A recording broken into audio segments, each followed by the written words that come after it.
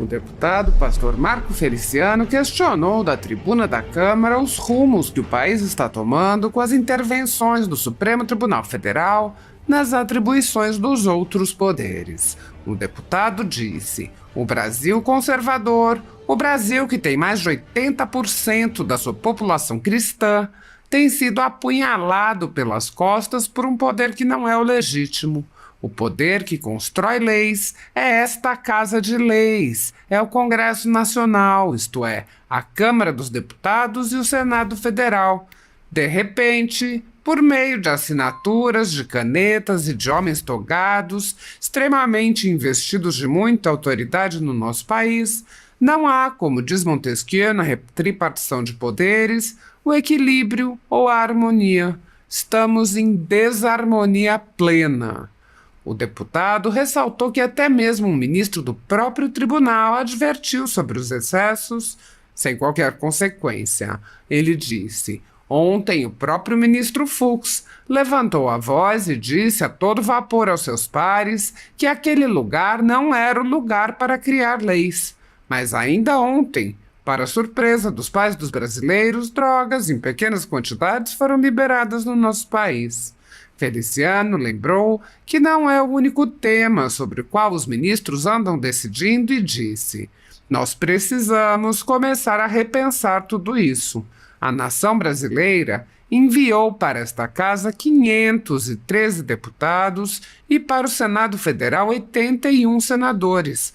Mas ainda que somemos todos nós, mais de 600 pessoas eleitas pelo voto popular, não conseguiremos desfazer aquilo que algumas pessoas investidas de autoridade no Supremo Tribunal Federal têm feito. Parece que nós estamos chegando ao fim de uma dispensação, ou pior, ao fim de uma civilização ordeira. Eu queria fazer uma pergunta emblemática nessa tarde. Para onde caminha o nosso Brasil? Um Brasil civilizado, o Brasil do Ocidente, o Ocidente que foi fundado em cima de um tripé que herdamos das civilizações mais antigas, como o direito romano, como a filosofia dos gregos, como o moral judaico-cristão. E quando se fala em moral judaico-cristão, se fala de limites, se fala de disciplina, tudo aquilo que um ser humano precisa na vida para ser uma pessoa ordeira e uma pessoa que cresça como ser humano e principalmente dentro da sua humanidade.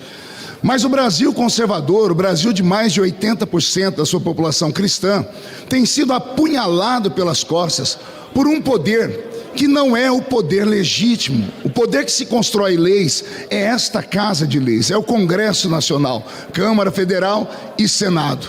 Mas de repente, através de assinaturas, de canetas e de homens togados extremamente investidos de muita autoridade no nosso país, e daí não há, como diz Montesquieu na tripartição de poderes, o equilíbrio, né, a harmonia. Estamos em desarmonia plena. Ontem o próprio ministro Fux levantou a voz e disse isso a todo vapor ali, falando para os seus pares que aquele lugar não é lugar de se criar leis. Mas de repente, ontem, para surpresa dos pais, dos brasileiros, nós temos aí as drogas do nosso país sendo liberadas para pequenas quantidades, e eu fico imaginando quem é que vai ter controle sobre o tráfico dessas drogas. Fico imaginando o coração da mãe e do pai, que ao invés de ver ser colocado limites para que o seu filho não conheça as drogas, há essa flexibilização. Fico imaginando como fica o coração dos médicos, e aqui nessa casa já tem projetos de lei para criminalizar, né, os médicos que deixarem ou não quiserem fazer um aborto de um bebê com quase 6 meses de idade. Liberação das drogas. Qual futuro terá a nossa nação? Precisamos começar a repensar tudo.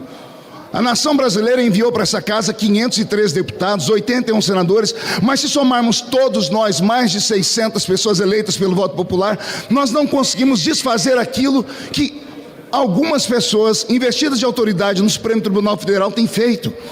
Eu gostaria muito que essa minha fala fosse para a Voz do Brasil e que as pessoas começassem a pensar: parece que estamos chegando, senhor presidente, no final de uma dispensação, ou pior, no final de uma civilização ordeira, porque se libera as drogas, nós já temos aí pelo país um monte de locais que mais parecem ser centros de zumbis, zumbilândias, e agora chega disso.